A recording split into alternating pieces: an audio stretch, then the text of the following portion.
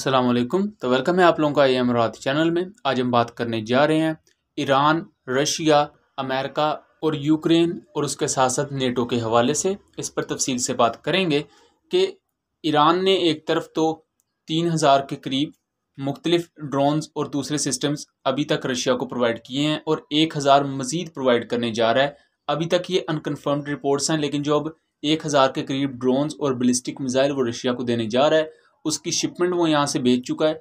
अब वो कब तक पहुँचेगी ये अभी तक नहीं कहा जा सकता। और दूसरी तरफ ईरान ने एक सुर्ख झंडा लहराया है शिराज के शहर में, और ये जो सुर्ख झंडा होता है ये रिवेंज यानी कि बदले की अलामत होती है। इस पर सऊदी अरब में हाई अलर्ट है कि ईरान उन पर हमला कर सकता है। इस पर तफसील से बात करेंगे, लेकिन वीडियो में आगे बढ़ने से पहले आप चैनल को सब्सक्राइब कर लें एंड हमारी वीडियोस को शेयर कीजिएगा। यूक्रेन रशिया वॉर में यूक्रेन को इस वक्त नेटो पूरी तरह असला प्रोवाइड कर रहा है, जिनमें उनके शॉर्ट से लेकर medium range surface to air missiles हैं, जिनमें SRRMs हैं, उसके अलावा आइरिस्ट एयर डिफेंस सिस्टम्स हैं। जबकि दूसरी तरफ रशिया जिस चीज़ में बहुत ज़्यादा स्ट्रगल कर रहा था वो सुसाइड ड्रोन्स थे, लेकिन रशिया ने उसके लिए ईरान से सुसाइड ड्रोन्स या कामिकाजी ड्रोन्स ले लिए, जो कि शाहिद 136 थे।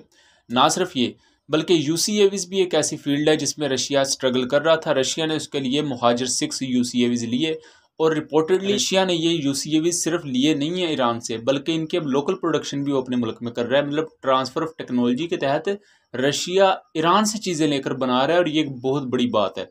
दूसरी चीज़, रशिया ने इन ड्रोन्स को थोड़ा सा मॉडिफाई भी किया है, क्योंकि जब रशिया ने इन ड्रोन्स को लिया था तो रशियन इंजीनियर्स के मुताबिक इन ड्रोन्स में कुछ डिफेक्ट्स थे, फॉल्ट्स थे, उन्हें ख़त्म किया। इस तरह ईरान का भी फ़ायदा हो गया कि ईरानियन ड्रोन्स में जो कमज़ोरियाँ थी वो ख़त्म कर दी रशिया ने।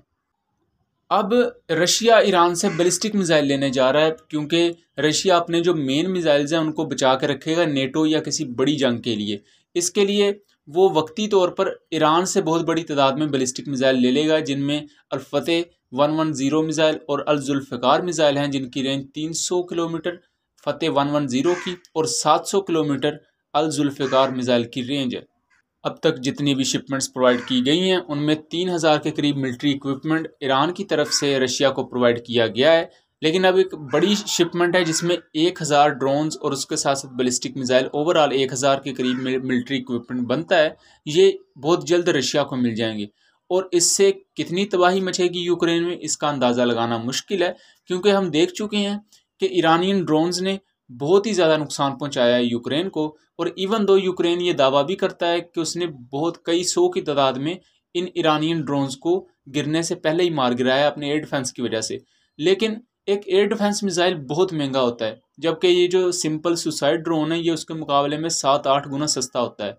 तो अगर वो इसे मार भी गिराते हैं फिर भी अल्टीमेटली यूक्रेन का नुकसान है, और अगर नहीं मार गिराते तो ऑब्वियसली यूक्रेन का इंफ्रास्ट्रक्चर वो तबाह कर देंगे।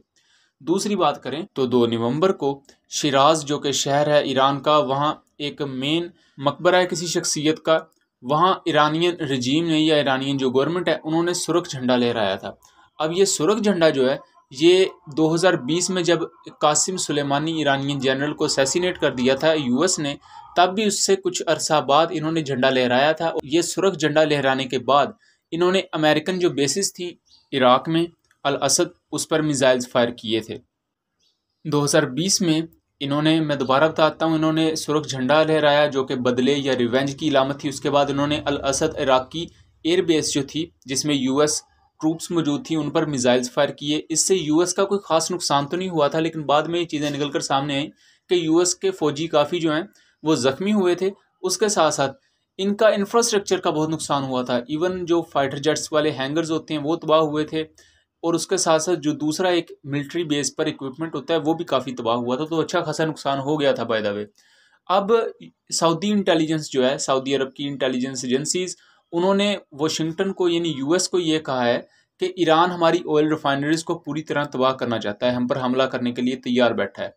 इस चीज़ को अब US फोर्सेज ने भी कंफर्म कर दिया है कि ईरान के ऐसे प्लान्स हैं कि वो बहुत जल्द कोई बहुत बड़ा अटैक करने वाला है सऊदी अरब पर, और मोस्ट प्रोबेबली ये सऊदी अरब की ऑयल रिफाइनरीज पर होगा।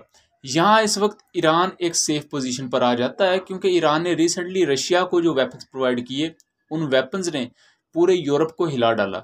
और दूसरी तरफ सऊदी अरब की इमदाद बंद हो चुकी है यूएस की तरफ से, यानी कि सऊदी अरब कमज़ोर पोजीशन पर है। और उसके अलावा सऊदी अरब के पास इस वक्त वेपन्स की शॉर्टेज चल रही है।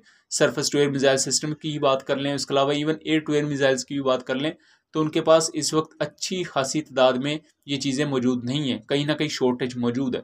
तो सऊदी अरब इस वक्त एक लिहाज से डाउन साइड पर चला जाता है।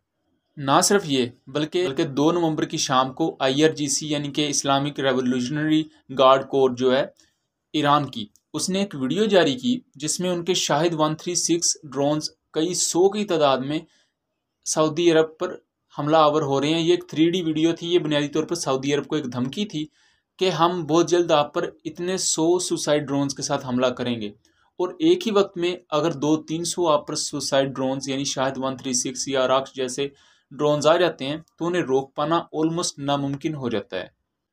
इवन ये सुसाइड ड्रोन्स ना भी हों तो नॉर्मल जो UCAVs होते हैं जो मिसाइल्स या म्यूनिशन कैरी करते हैं, जैसे हमारे पास बुराक है, शाहपुर ड्रोन है, CH-4 है, इसी तरह ईरान के पास मुहाजिर 6 है और भी बहुत से ड्रोन्स हैं, तो इन्हें भी रोक पाना कोई आसान बात नहीं होती। इन्हें रोकने के लिए आप मैक्सिमम कितने air to air missiles fire कर देंगे, और एक एयर टू एयर मिसाइल इन ड्रोन से तकरीबन 3-4 गुना ज़्यादा ही महंगा होता है। और उनकी भी सऊदी अरब को इस वक्त कमी है, क्योंकि अमेरिका की तरफ से एक प्रेशर है। सऊदी अरब ने अपनी ऑयल प्रोडक्शन को कम करने का कह दिया है, जबकि दूसरी तरफ US ये चाहता है कि ऑयल प्रोडक्शन कम ना हो, क्योंकि ऑयल प्रोडक्शन कम होगी तो US में इन्फ्लेशन बढ़ जाएगी, और अगर US में इन्फ्लेशन बढ़ जाती है तो जो अमेरिकन सदर हैं इस वक्त जो बाइडन, उनकी पॉपुलैरिटी डिक्रीज़ हो जाएगी। इसलिए सऊदी अरब और अमेरिका में भी बहुत सी टेंशन चल रही हैं। तो क्या ईरान वाकई कोई बहुत बड़ा हमला करेगा सऊदी अरब पर? तो ये चीज़ काफ़ी अनसर्टेन है। लेकिन यहाँ बहुत से ऐसे ममालिक हैं जो दोनों ममालिक में एक किरदार अदा कर सकते हैं, और इनमें पाकिस्तान आता है, क्योंकि पाकिस्तान के ईरान के साथ भी बहुत अच्छे ताल्लुकात हैं और सऊदी अरेबिया के साथ भी। एंड आई एम श्योर कि पाकिस्तान की जो एजेंसीज़ हैं और पाकिस्तान के जो अदारे हैं वो इन चीज़ों को मॉनिटर कर रहे होंगे, क्योंकि अगर सऊदी अरब और ईरान इस तरह जंग में जाते हैं तो अल्टीमेटली इससे फ़ायदा बाहर की कुव्वतों का होगा, ना कि इन दोनों ममालिक का। जबकि दूसरी तरफ ईरान पर यह इल्ज़ाम लगाया जा रहा है कि ईरान अपने मुल्क में होने वाले इस वक्त हंगामे और ईरानियन गवर्नमेंट के ख़िलाफ़ जो प्रोटेस्ट वहाँ हो रहा है उससे तवज्जो हटाने के लिए सऊदी अरब पर हमला करना चाहता है। और सऊदी अरब भी इस पर यही इल्ज़ाम लगा रहा है, नेटो और दूसरी जो कंट्रीज़ हैं वो भी यही इल्ज़ाम लगा रही हैं। जबकि ईरान सऊदी अरब के शुरू से ख़िलाफ़ रहा है और ईरान के सऊदी अरब पर मुख्तलिफ इल्ज़ामात हैं। ईरान का ये भी इल्ज़ाम है कि उसके मुल्क में जो प्रोटेस्ट हो रहे हैं उनके पीछे US एजेंसीज़ का और इजराइली एजेंसीज़ का हाथ है। और दूसरा, अरब ममालिक की बढ़ती हुई इजराइल के साथ कुर्बत, ये भी ईरान के साथ दुश्मनी का सबब बनी है। तो आपका इसके बारे में क्या ख्याल है? अपनी आरा से ज़रूर आगाह कीजिएगा। मिलेंगे अगली वीडियो में, तब तक के लिए अल्लाह हाफिज़।